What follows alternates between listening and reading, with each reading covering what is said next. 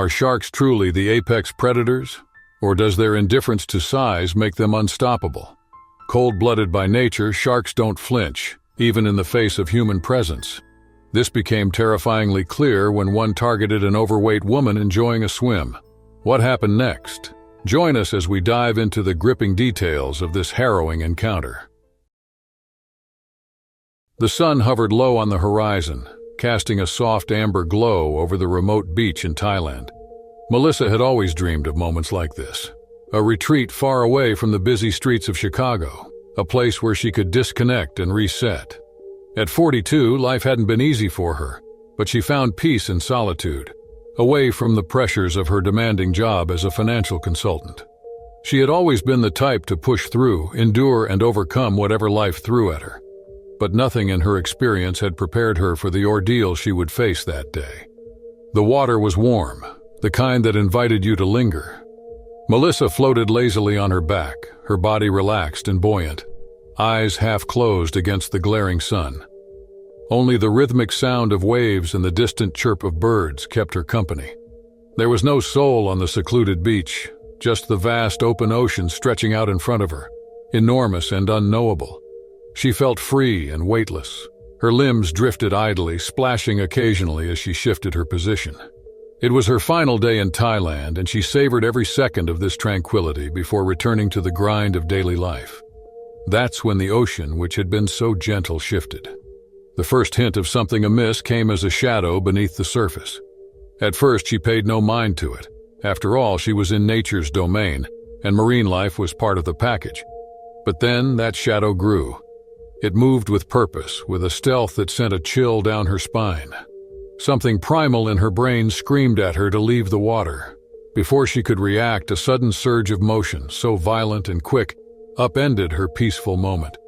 A force unlike anything she had ever experienced collided with her from below, and she was no longer weightless. The water, her sanctuary moments before, became a swirling nightmare as the bull shark struck, drawn by her splashing. Its robust body torpedoed through the water, jaws wide, clamping down on her leg in a vice-like grip.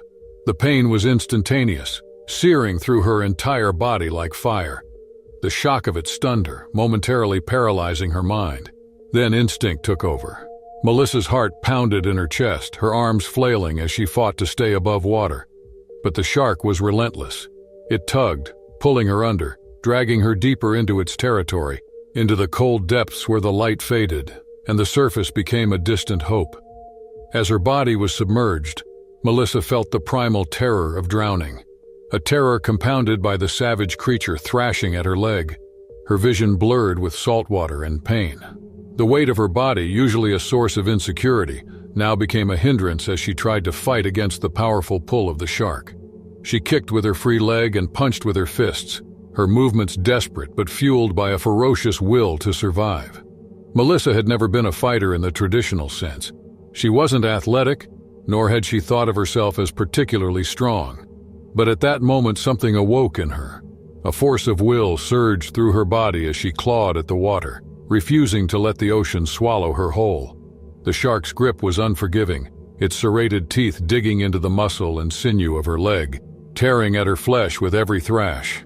Blood clouded the water around her, mingling with the salt and sand as it spread, a crimson trail signaling the violence beneath the surface. Melissa knew that she was losing blood and strength with it. Every second in the shark's jaws felt like an eternity. But then, through the fog of pain and fear, she remembered something she had once read.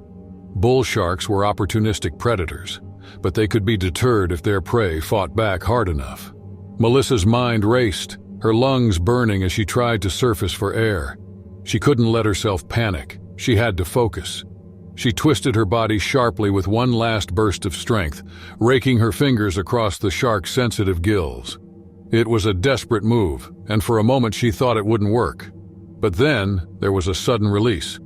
The shark recoiled, loosening its grip just enough for her to wrench her leg free. Melissa kicked toward the surface with all the power she could muster. Her lungs screamed for air as she broke through the water's surface, gasping and choking. The shore seemed impossibly far, but she could see it, the sandy beach glistening in the distance. Her leg throbbed with agony, every kick sending a wave of pain through her body. But she pushed forward, her arms slicing through the water, fueled by adrenaline and sheer determination. Each stroke felt heavier than the last as her body began to weaken. The weight of exhaustion pressed down on her, but she didn't stop. She couldn't stop. The world around her blurred. The sound of waves crashing, the cries of seagulls overhead. But all that mattered was the shoreline. Finally, after what felt like a lifetime, her feet touched the sandy bottom. She dragged herself out of the water, collapsing onto the warm sand, her chest heaving with ragged breaths. Blood poured from the gaping wound in her leg, pooling beneath her as she lay there, her body trembling from shock. Bystanders who had been enjoying the beach from a distance rushed toward her, their faces masks of horror and disbelief. Hands lifted her gently, applying pressure to her leg as someone called for help. Melissa could barely register what was happening, her mind fogged by pain and exhaustion. But even as she teetered on the edge of consciousness, she knew she had made it. She had survived. Later, as she lay in a hospital bed, her leg bandaged and immobilized, the reality of what she had endured began to sink in. The doctors told her how close she had come to losing not just her leg, but her life. News of the attack spread quickly, and soon her story was everywhere. Melissa, the 42-year-old woman who had fought off a bull shark with nothing but her bare hands and her will to live. People marveled at her bravery, at her defiance of the odds. Her story went viral, capturing the imagination of millions. She became a symbol of strength, challenging the stereotypes that often defined women of her age and size. But for Melissa, it wasn't about bravery or heroism. It was about survival, pure instinctive survival. In the days that followed, she reflected on what had happened, the fragility of life and the strength that lay dormant within us all, waiting for the moment it would be called upon. Melissa had faced death and, in doing so, discovered something profound, the unbreakable will to fight, to live, no matter the odds. The turquoise waters of Bora Bora shimmered under the tropical sun, the scene straight out of a postcard. Alicia, a newlywed, found herself floating in this paradise on her dream honeymoon. The tranquil island with its towering palm trees, white sandy beaches, and crystalline lagoons felt like the culmination of everything she and her husband had imagined. It was the perfect escape from the stress of wedding planning and the start of their new life together. Alicia had always loved the water. As a child, she spent countless summers swimming in lakes and rivers, feeling a natural connection to the cool, fluid embrace of the water. Now 30, she felt more comfortable in it than on land. The designated snorkeling area, marked by buoys, seemed like a haven, a pocket of serenity in the vast ocean. Fish of every color swam beneath her, darting between corals and swaying plants. Alicia and her husband laughed as they pointed out different species, their faces hidden behind their snorkeling masks. It felt peaceful and idyllic, the kind of moment they would both cherish forever. The warm water lapped gently against her skin, its saltiness familiar and soothing. The lagoon was shallow enough to allow them to swim leisurely without concern, no more than chest deep in most places. Guides had reassured them that this area was a well-maintained, popular spot for tourists to experience the vibrant marine life of Bora Bora. There was nothing to worry about here, only the beauty of nature, the excitement of discovery, and the calm that comes with being utterly at peace. But beneath the surface of that calm, the ocean had its agenda. A shark had slipped into the shallows unbeknownst to Alicia or her husband. It wasn't the massive, notorious great white or tiger shark that people often feared, but a giant reef shark, still formidable in size and strength. These creatures were usually wary of humans, but their instincts could occasionally be unpredictable. Drawn by the thrashing of the swimmers, the shark's curiosity turned into aggression. The splashes triggered a primal response.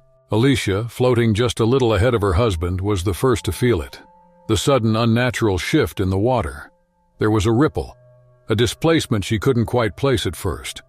Her arms moved through the water, steady strokes pulling her closer to the coral reef ahead. It wasn't until she sensed a shadow under her that a chill crept up her spine. The bright lagoon seemed to darken momentarily as something large passed beneath her. Her heart skipped a beat, and a sense of unease began to unfurl in her chest, though she pushed it aside. They were in a safe, designated area. She reminded herself of this fact even as her instinct screamed otherwise.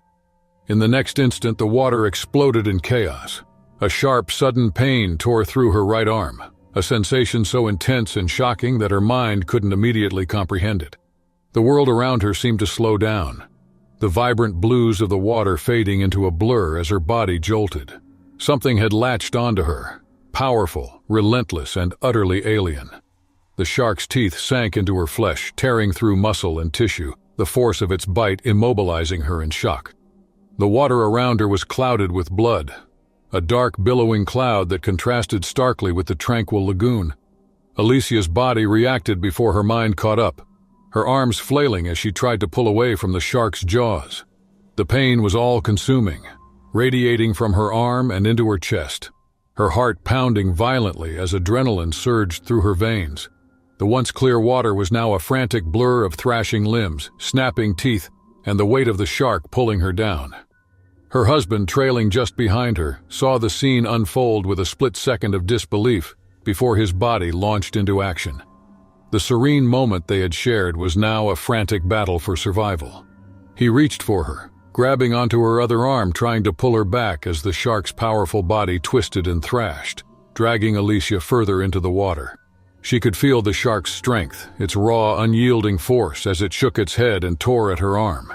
She kicked wildly, the flippers on her feet slapping uselessly against the water, her mind caught between the agony and the overwhelming instinct to survive. Her vision narrowed, the edges darkening as she struggled to stay conscious, to fight the panic that threatened to consume her. Her husband continued to yank at her, his heart racing, fear gripping him like a vice. He kicked at the shark, striking its side with frantic, desperate blows. The animal was relentless, but something shifted after several more agonizing moments. Perhaps the shark grew bored or confused by the dual assault, or maybe it was satisfied with the damage it had done. Either way, it released its hold, its jaws slipping free from Alicia's mangled arm.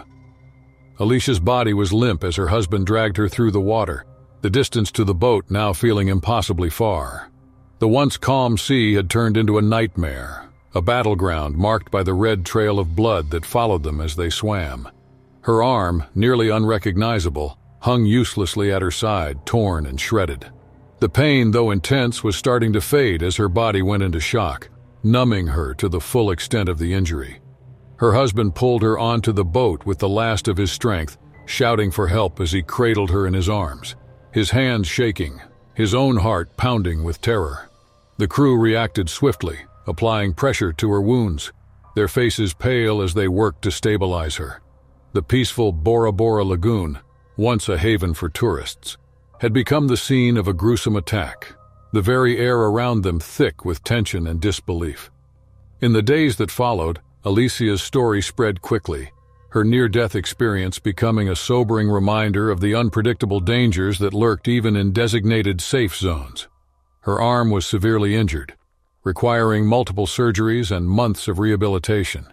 The physical scars would heal with time, but the emotional ones ran deeper. For Alicia, the honeymoon had become a harsh lesson in the unpredictability of life. The day began like any other Pacific summer day, bright with a sky as clear as glass and the fantastic salty scent of the ocean in the air.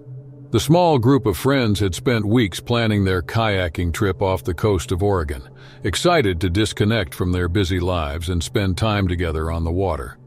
The five of them, Dan, Mark, Jason, Liz, and Sarah, were seasoned outdoors enthusiasts accustomed to camping, hiking, and exploring the rugged coastlines of the Pacific Northwest. Today, kayaking seemed like the perfect adventure. They had rented sleek, brightly colored sea kayaks, each cutting smoothly through the water as they paddled out from the small rocky cove.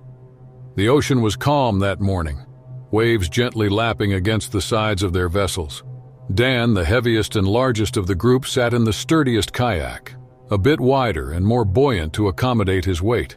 He led the pack, his broad shoulders working the paddle with ease.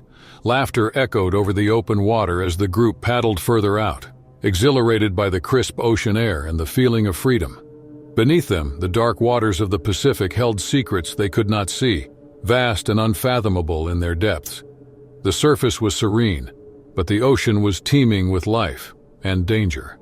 A massive great white shark, one of the ocean's apex predators, silently cruised below, its sleek, torpedo-shaped body effortlessly navigating the cold, murky currents.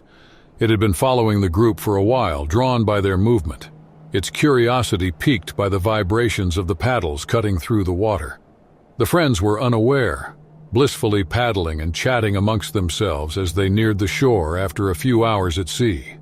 Their arms ached from the steady paddling, but their spirits were high, buoyed by the beauty of the day and the joy of being out in nature.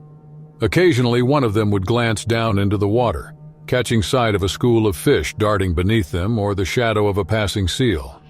But no one saw the dark shape lurking just below, and noticed the predator slowly closing in. Dan continued to lead in the largest kayak, unaware that his size and the kayak's bulk had made him the target of the great white. The shark's instinct, honed over millions of years, triggered a hunting response as it neared the surface. In its cold, calculating mind, the kayak resembled a wounded seal, something easy to attack and subdue. It moved with purpose now, its body tense, ready to strike. Without warning, the ocean's calm was shattered. The massive shark breached the surface in an explosion of water, its enormous body surging upward with terrifying speed. Instantly, it crashed into Dan's kayak, flipping it over with the force of its attack. Dan was thrown into the water, the icy cold of the Pacific enveloping him as he struggled to orient himself. His world became a blur of thrashing limbs, splashing water, and the looming presence of something far larger and more dangerous than anything he had ever imagined. The shark struck again before Dan could process what was happening. Its jaws, lined with razor-sharp teeth, closed around his leg brutally. The pain was immediate and overwhelming, a white-hot shock that shot through his entire body. He kicked instinctively, trying to free himself, but the shark's grip was unrelenting. It pulled him deeper, dragging him under as it thrashed, sending plumes of blood into the water. Dan's friends reacted in a flurry of panic and terror. Mark and Jason, closest to him, immediately paddled over, their faces contorted in horror as they saw Dan's blood in the water and the massive shape of the shark beneath the surface. They screamed to each other, their voices lost in the moment's chaos. Liz and Sarah, further behind, watched in shock, frozen for a few seconds as the reality of the situation sank in. Mark and Jason swung their paddles, slamming them into the water in a desperate attempt to scare off the shark. The paddles splashed wildly, but the shark was an apex predator, driven by a primal force that didn't care about the flailing humans above. For what felt like an eternity, the ocean was a battleground. The friends frantically trying to fend off the shark as Dan struggled beneath the surface, his legs still clamped in its jaws. But then, as quickly as the attack had begun, it stopped. The shark released Dan's leg, its powerful body retreating into the ocean's depths. No one could understand why it had left so suddenly. Sharks, especially great whites, were known to attack and retreat in a single exploratory bite, often confused by what they had latched onto. Perhaps the shark realized the kayak and its occupant were not its typical prey, or it had simply lost interest. Whatever the reason, the ocean seemed to calm again, the predator disappearing into the vast, dark abyss below. Dan surfaced, gasping for air, his leg a mangled mass of torn flesh and exposed bone. His friends, trembling with fear, dragged him onto their overturned kayak, blood pouring from the wound, staining the water red. Time was running out. Dan's life hung in the balance as they scrambled to act. In a rush of panic and determination, the group formed a makeshift raft with their kayaks, paddling desperately toward shore. Liz used her shirt as a tourniquet to slow the bleeding while Sarah paddled ahead, frantically trying to signal for help. Each stroke toward the shore felt agonizingly slow, the weight of the situation turning the short distance into an eternity. When they finally reached the beach, a crowd had gathered. Paramedics arrived swiftly, rushing Dan to the hospital. He was barely alive. The shark's bite had shredded muscle and bone, and Dan faced months of surgeries and grueling rehabilitation. The emotional toll, however, would last even longer. Footage from a GoPro on Jason's kayak quickly spread across social media, capturing the horrifying moment of the attack, the shark's breach, the frantic struggle to save Dan, and the blood-streaked aftermath. The video captivated audiences, revealing the terrifying power of nature and the fragility of human life. For Dan and his friends, what began as a carefree day off the coast of Oregon had turned into a nightmare, forever changing their view of the ocean. The waters off Brazil's coast shimmered under the sun as 37-year-old Caroline swam in an international open-water race. Years of intense training had led her to this moment. Open water was her element. The waves, the salt, and the currents had become familiar challenges. But this race was different, pushing her both physically and mentally. In her late 30s, Caroline was determined to prove she could still compete at the highest level. The water embraced her as she moved, her strokes smooth and precise from months of rigorous training. Safety measures were in place. Lifeguards, drones, and boats lined the course. It felt secure, as international events often did. But the ocean had plans. Caroline paced herself well, staying with the leading pack. Her mind focused on conserving energy. The warm waves barely disrupted her rhythm as she pushed through fatigue. But suddenly the water around her felt different. A strange disturbance sent a chill through her, and she spotted a shadow beneath her, large, deliberate, and not just another swimmer. Her heart raced, but she brushed it off as a trick of the light or a passing fish. Yet the shadow persisted, circling her in wide arcs. Fear crept in. She was deep in open water, far from shore, with only the abyss below. Her breathing faltered, and for the first time in the race, the sea's calm gave way to terror, and then it came. The attack was sudden, violent, and utterly without warning. The first sensation was the impact, a forceful, crushing bite that latched onto her arm. The pain was immediate and excruciating, a deep, tearing sensation that radiated through her entire body. Her muscles seized, and for a brief moment, her mind went blank, overcome by the shock of what was happening. The tiger shark's jaws, powerful and ruthless, clamped down with brutal precision, its serrated teeth ripping into her flesh as it dragged her beneath the surface. The world above, the race, the competitors, and the sounds of the crowd disappeared as the water closed over her head. She was no longer a swimmer in a race. She was prey, caught in the grip of a predator. Panic surged through her, a primal, uncontrollable terror that made her kick out wildly in all directions. Her lungs burned as she fought to breathe, the salt water stinging her eyes and nose as she pulled deeper into the murky depths. The tiger shark thrashed, shaking her violently in its attempt to subdue her, its sleek, muscular body moving with terrifying speed and power. In the chaos of the attack, Caroline's instincts took over. She had always been a fighter, and that instinct now flared to life, her body thrashing against the shark's jaws. Her free arm flailed as she kicked with every ounce of strength she had left, targeting the shark's sensitive underbelly and gills. It was a desperate fight for survival, her movements erratic but fueled by raw determination. Her vision blurred as her lungs screamed for air, the edges of her consciousness threatening to slip away. Somewhere in the dark expanse of her mind, she remembered that sharks could sometimes be deterred by aggression by fighting back. She struck again, this time with a well-aimed kick that landed near the shark's eye. The impact wasn't enough to injure it, but it was sufficient to cause the creature to hesitate. The grip on her arm loosened slightly, just enough for her to wrench herself free from its jaws. Pain exploded through her body as she tore away, the water around her turning red with her blood. Disoriented and struggling for breath, Caroline kicked toward the surface with the last of her strength. Her muscles were burning, her limbs heavy with fatigue and blood loss, but the instinct to survive overpowered the exhaustion. She broke through the surface, gasping for air, her vision blurred by salt water and tears. The world above, the race, the boats, they came rushing back into focus as her head broke free from the water. Lifeguards who had seen the commotion sped toward her on their boat, their faces pale with shock and fear. She could barely register what was happening as strong arms pulled her from the water, her body limp with exhaustion. Blood poured from the gaping wound on her arm, the deep gashes from the shark's teeth visible beneath the torn skin. Her mind was a blur of pain and disbelief, her body trembling uncontrollably as the lifeguards worked to stabilize her.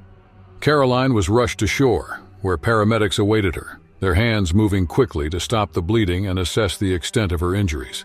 The crowd, once cheering, had fallen into stunned silence, their excitement replaced by horror at the sight of a swimmer pulled from the water, bloodied and broken. In the days that followed, news of the attack spread quickly. It was a shocking event, not just because of its brutality, but because it had happened in the middle of a high-profile race, where safety measures had been in place to prevent such disasters. The idea that a shark could attack during such a well-regulated event shook the global sports community, sparking conversations about the inherent dangers of ocean-based competitions. Caroline's injuries were severe, requiring multiple surgeries and a long road to recovery. The physical scars would remain, but it was the emotional trauma that lingered even more. The ocean, once her refuge and her challenge, had turned on her in a way she could never have predicted. Yet, despite the terror of the attack, Caroline's story became one of survival, of fighting against impossible odds and living to tell the tale. The sun blazed in the cloudless sky, casting golden warmth over a famous Bahamian beach. Maria stood at the shoreline, her toes sinking into soft white sand as gentle waves lapped at her feet. Like liquid glass, the ocean shimmered with a dazzling blue clarity, a beauty she had only dreamed of. After months of saving and planning, she was finally here, surrounded by families playing in the surf, children laughing, and couples lounging under umbrellas. At 28, Maria felt a wave of contentment wash over her. This was the escape she craved, a serene break from the hectic pace of New York City. She waded into the water, the warm sea rising to her knees, then her waist as she ventured farther from the shore. The sensation of the ocean surrounding her was exhilarating. The water was so clear that she could see her toes wiggling in the sand below, fish darting around her legs. The sun's rays filtered through the water, casting shimmering patterns on the ocean floor.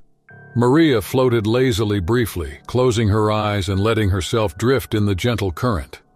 Unbeknownst to her, the ocean's beauty had a hidden darkness. A shadow moved below the surface, just beyond where the water began to deepen. It glided silently, its dark body nearly indistinguishable against the sandy bottom. A shark, a predator of the sea, had entered the shallow waters, its presence unnoticed by the beachgoers, the lifeguards, and Maria herself. The first indication that something was wrong came not from Maria but from the shore. A distant cry pierced the air, but it barely registered with Maria, who was still caught up in the serenity of the water. Then came another scream, closer and more urgent. She opened her eyes, disoriented for a split second, scanning the horizon, confused by the sudden commotion. But before she could fully process what was happening, she felt it. A force slammed into her leg, sharp and sudden. At first, it was like a shock wave that didn't immediately make sense. Then the pain hit, searing, unbearable, like a fire ripping through her flesh. Maria gasped, her body freezing as her mind struggled to comprehend the source of the agony. She looked down in horror, and there it was, the shark. Its jaws clamped onto her leg, its sleek body thrashing violently, sending sprays of water and blood into the air. The water around her turned red, the once pristine lagoon now a swirling mix of salt water and blood. Maria's heart pounded in her chest, panic surging through her veins like an electric current.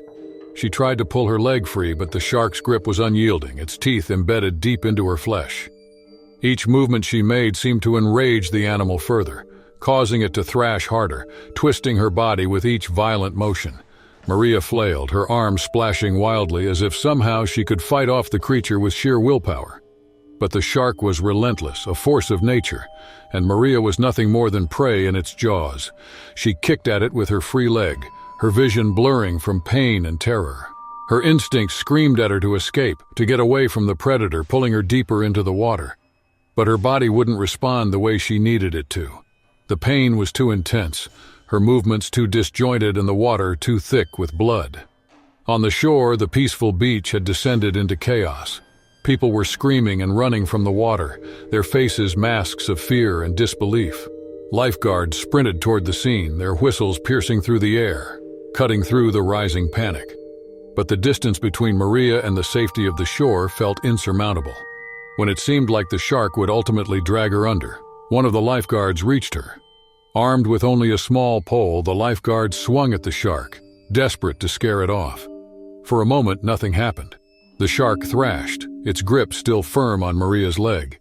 But then, perhaps disturbed by the unfamiliar threat or simply deciding it had caused enough damage, the shark released her. The lifeguard grabbed Maria's arm, pulling her toward the shore with all his strength. Her leg hung limply in the water, a jagged mess of torn flesh and exposed bone. Every movement sent a fresh wave of pain through her body, but Maria was too weak to scream. She could feel the warmth of her blood flowing into the sea and see the trail it left behind them as they moved closer to the sand. Finally, the shore was within reach. Another lifeguard waded into the water, and together they lifted Maria onto the beach, laying her on the sand. Her body shook uncontrollably from shock, her skin pale, her breath shallow and rapid. People gathered around her, their faces a mix of horror and helplessness. Once bustling with life and laughter, the beach was now silent except for the whispers of disbelief and the distant wail of an approaching ambulance. The lifeguards worked quickly, applying pressure to the wound to slow the bleeding, but it was clear the damage was severe. Her leg was mangled, a grotesque reminder of the violence that had just unfolded. The clear waters, once a symbol of paradise, now seemed tainted by the attack. As the paramedics arrived and loaded Maria onto a stretcher, the crowd remained hushed, watching as the woman who had just been one of them, an ordinary tourist enjoying a summer day, was taken away, her life forever changed. The beach was evacuated soon after. What had once been a lively, picturesque spot now stood empty, the water lapping quietly at the shore like nothing had happened. But the red tint in the shallow waves told a different story of the unpredictability of the dangers that lurked even in the most seemingly safe places. For Maria, the road to recovery would be long and arduous. The physical wounds would heal, though not without scars, but the emotional trauma would linger far longer. The ocean, which had once seemed so inviting, now filled her with dread. The attack made headlines, shocking locals and tourists alike, for there had never been a shark attack recorded in that area before. The warm, salty air of a Florida summer enveloped George as he stood in the surf, feeling the cool Atlantic water against his skin. It was the perfect vacation. Clear skies, shimmering turquoise waves, and the peaceful joy of watching his children, Olivia and Ethan, laughing and splashing further in the water. At 50, George felt a rare sense of peace after years of hard work, cherishing this break with his family.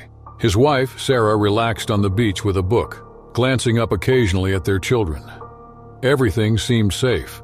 The calm water did not indicate danger. But as the minutes passed, George noticed they had drifted further from the shore, beyond the safety of the buoys. He motioned to his children, signaling them to swim back toward him, but they were too absorbed in their fun to realize the distance. Then the water shifted. George felt it, an instinctive warning. A dark shadow glided beneath the surface. He saw it clearly, a hammerhead shark circling them with deliberate menace. His heart pounded as the shark's movements grew tighter and more calculated. The once idyllic moment had turned into something primal and terrifying, a battle between the peaceful surface and the lurking danger beneath.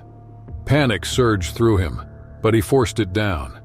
His first instinct was to call out to his children, tell them to stop splashing and stay calm. But there wasn't time. They were already too far from shore and the shark's attention was fixed on them. George's mind raced, the weight of responsibility bearing down on him. He had to get them out of the water, now. Olivia and Ethan were only a few feet away, unaware of the danger. George swam toward them, his strokes strong and purposeful. His pulse hammered in his ears as he reached them, positioning himself between the shark and his children. He kept his voice steady, forcing himself to remain calm despite the terror bubbling inside him. The hammerhead's circling grew tighter, its path narrowing as it sized them up. George knew enough about sharks to understand they didn't always attack immediately. They often circled their prey, assessing whether it was worth the effort. But that also meant time was running out. He could see the shoreline in the distance and Sarah standing, shading her eyes as she looked toward them. She must have sensed something was wrong, but she couldn't yet see the full extent of the danger. The shark's movements quickened. It had made its decision. In a flash, the hammerhead lunged, its powerful body cutting through the water like a missile. George barely had time to react. He turned, instinctively putting his body between the shark and his children. He felt the impact before he saw it. a violent, crushing force that knocked the air from his lungs as the shark's teeth sank into his side. The pain was instant and blinding, radiating out from his ribs as the shark clamped down, its serrated teeth tearing through flesh and muscle. George's vision blurred, the searing agony overwhelming his senses. But his thoughts weren't on the pain. They were on Olivia and Ethan. His body was screaming for him to stop, to focus on himself. But instead, he mustered what strength he had left. He pushed his children toward the shore, his movements frantic, driven by a single, unwavering focus: to save them. Ethan's eyes were wide with fear as he realized what was happening, and Olivia let out a small, terrified cry. They tried to swim back to him, reaching out for their father, but George waved them away, his voice hoarse and urgent. He kicked at the shark, thrashing against the water as the creature continued its assault. But it was relentless. It twisted its body, pulling him further under as his blood stained the water around them. From the shore, Sarah's scream cut through the air. She saw it all now: the shark, the blood, her husband desperately fighting for their children's lives. Her legs wobbled beneath her as she ran toward the edge of the water, her hands clutching her face in horror. She yelled for help, her voice raw, but their distance seemed impossible.